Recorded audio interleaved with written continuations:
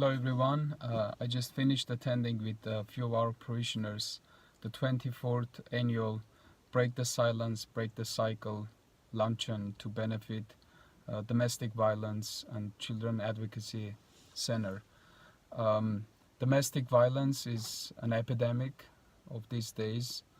Although we all know some facts about it, but some of the facts that I learned personally at the luncheon and hearing the testimony of some of the victims was really shocking.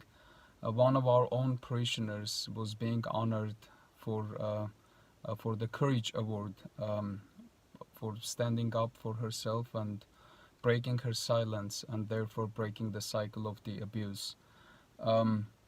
Very often we feel that these things are not happening in our communities, but unfortunately they are.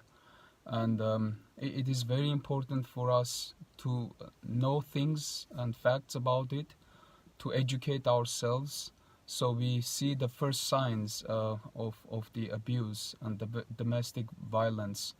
And God forbid, if you are in a situation like that, know that there is a way out, know that there is a solution for that, and you don't have to stay in that violent and abusive relationship. I'm just going to read a few facts for your knowledge and information as well. And I mean, this is just some of the facts, and all of them are shocking to me. Domestic violence is a pervasive, life-threatening crime that affects millions of individuals across United States, regardless of age, economic status, race, religion, and education.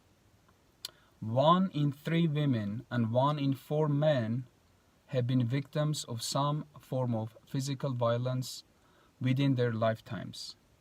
Approximately 15.5 million children are exposed to domestic violence every year. How about this one? On a typical day, there are more than 20,000 phone calls placed to domestic violence hotlines nationwide. Women between ages 18 and 24 are most commonly abused by an intimate partner. 19.3 million women and 5.1 million men in the United States have been stalked in their lifetime. Domestic violence affects all of us. It's against God. It's against being a human being. And it's against every value that we uphold as human beings, as a society of civil people.